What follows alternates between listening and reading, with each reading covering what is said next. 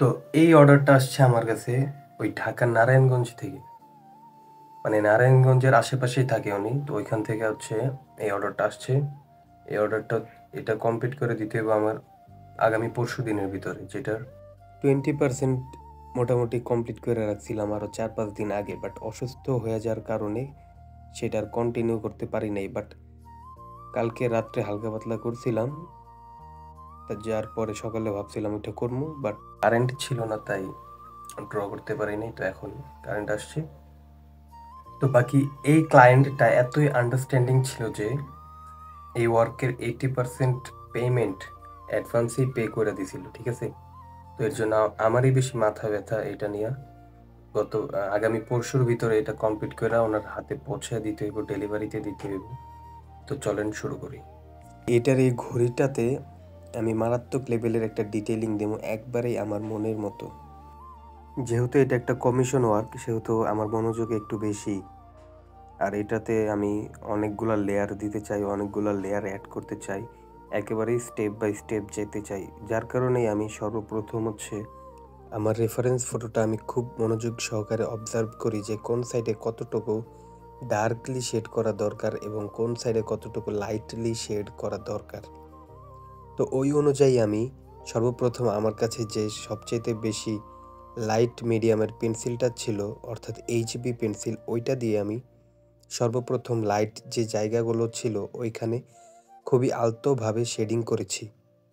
আপনি যদি কখনো ড্রয়িং করেন, ওই ড্রয়িংটা কতটুকু রিয়েলিস্টিক হবে তা সম্পূর্ণ ডিপেন্ড করে আপনার ধৈর্যের উপরে। আপনার ধৈর্য যত বেশি হবে, আপনার ড্রয়িংটা রিয়েলিস্টিক থেকে হাইপার রিয়েলিস্টিক হওয়ার সম্ভাবনা ঠিক ততই বেশি হবে। এবং ধৈর্যের পাশাপাশি আপনার প্র্যাকটিসটা খুব বেশি ইম্পর্টেন্ট, কারণ এটাও খুব বেশি একটা ডিপেন্ড করে যে আপনি কতটুকু প্র্যাকটিস করেন, দিনে কয় ঘন্টা সময় দেন আপনার এই স্কেচিং বা ড্রয়িংয়ের পিছনে।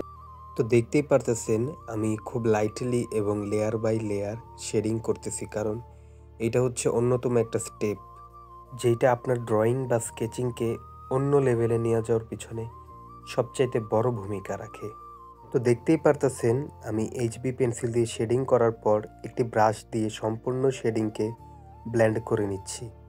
আপনারা চাইলে এখানে ব্রাশের পরিবর্তে টিস্যু পেপার, ব্লেন্ডিং স্টাম্প অথবা কটন বাডও ইউজ করতে পারেন। যে টুলসগুলোর নাম বললাম, এই প্রত্যেকটা টুলসই ব্লেন্ডিংয়ের কাজে ইউজ করা হয়। আমার এখানে খুব একটা স্মুথ সারফেসের দরকার ছিল না, তাই আমি ব্রাশ দিয়ে ব্লেন্ড করেছি। যদি খুব একটা স্মুথ সারফেসের দরকার থাকতো তাহলে আমি টিস্যু পেপার ইউজ করতাম। তো 1.5 ঘন্টা আঁকাইতে না আঁকাইতেই চলে গেল আবার কারেন্ট।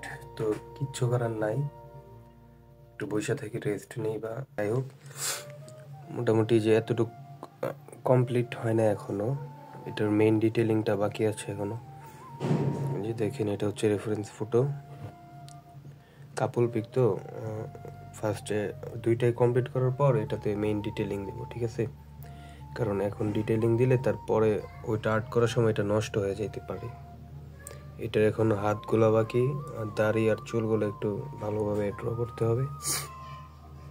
বাকি মোটামুটি আর কি বলা যায় কি 30% কমপ্লিট হয়ে গেছে ফুল স্কেচের। তো এখন এই যে মোটামুটি এই যে দেখেন 2:30 বেজে গেছে। 2:30, আমি 1:30 থেকে শুরু করছিলাম ড্র করা, এখন 2:30 বেজে গেছে।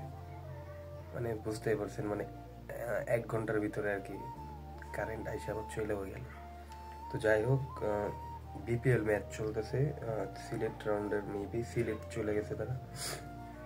সিলেটের তার প্রথম ম্যাচ শুরু হয়েছে মনে হয়, হ্যাঁ শুরু হয়েছে, আর 1 ঘন্টা আগে শুরু হয়েছে 1:30টার দিকে। তো চলেন কারেন্ট আসা পর্যন্ত বিপিএল দেখি। তো আজকে বিপিএল এ ম্যাচ হইতেছে আপনার সিলেট ভার্সেস রংপুর। তো এখানে সিলেট যেভাবে শুরু করছে দেখে মনে হইতেছে খুব সহজেই তারা রংপুরকে হারাই দিবে, এবং রংপুরের এই আসরের প্রথম হার হইতে যেতেছে এটা। সিলেট তাদের ঘরের মাটিতে অনেক ভালোভাবেই জ্বলে উঠছে, ওরকমই দেখতেছি আর কি। যে দেখেন এই মাত্র একটা 6 মারল জাকির হাসান শেখ মাহাদির বলে, ডাউন দ্য উইকেটে যে আপনার হচ্ছে লং অফের উপর দিয়ে 81 মিটারের ছক্কা মারছে। মানে তারা রংপুর বাংলাদেশের বলারদের পাত্তাই দিচ্ছে না, যেমন কোনো পাত্তাই দিতেছে না। তো সিলেট তাদের ঘরের মাটিতে খুব ভালোভাবেই চলে উঠছে। এখন পর্যন্ত তো এতটুকু কমপ্লিট করছি, মানে কমপ্লিট হয় না এখনো। মেইন ডিটেলিং, মেইন কাজের ফিনিশিংটা এখনো পুরোপুরি বাকি আছে। জাস্ট 2টা লেয়ার দিছি, আরও কমপক্ষে আরও 2টা লেয়ার দিতে হবে এটাতে। আর এটা হচ্ছে যে ঘড়িটা, এটাকে আমি হাইপার রিয়েলিস্টিক টাইপের ড্র করবো, যাতে খুব বেশি জোস লাগে দেখতে। আর এখন হচ্ছে এটার হাতে আমি ফার্স্ট এবং সেকেন্ড লেয়ারটা দিয়ে তারপর এই সাইডে ওই আপরটা ড্র করব, ঠিক আছে?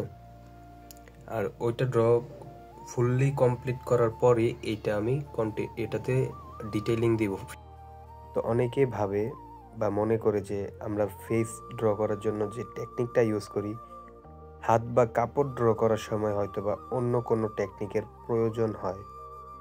তো তাদের উদ্দেশ্যেই বলতেছি, হাত বা কাপড় বা অন্য যে কোনো জিনিসই ড্রয়িং করেন না কেন, আপনার টেকনিক একটাই, সেটা হচ্ছে আপনাকে ভালোভাবে অবজার্ভ করতে হবে আপনার রেফারেন্স ফটোটা। আপনার রেফারেন্স ফটোতে কোন জায়গায় কতটুক ডার্কলি দেওয়া আছে বা কোন জায়গায় কতটুক লাইটলি দেওয়া আছে। তো আজকের ভিডিওতে এই পর্যন্তই, কারণ এখন অন্ধকার হয়ে যেতেছে, মোটামুটি রাত হয়ে যাবে একটু পর। সর্বোচ্চ গেলে আমি আর আধা ঘন্টা 1 ঘন্টা ড্র করতে পারবো, কিন্তু আমার আবার এই ভিডিওটা এডিট করতে হবে। এডিট করার পর আপলোডের আরেকটা সময়ের ব্যাপার আছে। তো আমি চাইতেছি আপনারা এই পার্টে এতটুকুই থাকুক, কালকে আবার নেক্সট পার্টে পুরোটা কমপ্লিট করবো। আমি ফুল ট্রাই করবো যে আজকে তো সারা রাত কাজ করবোই, ফুল ট্রাই করবো যে আজকে সারা রাতের ভিতরে যেমনি হোক এটা কমপ্লিট করার, কারণ আমার এটা আবার ডেলিভারি দিতে হইব পরশু দিনের ভিতরে, যেভাবেই হোক।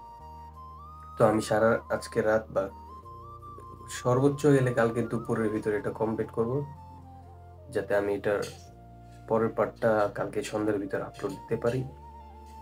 তো আজকের ভিডিওতে এই পর্যন্তই, দেখা হবে পরের ভিডিওতে। আল্লাহ হাফিজ।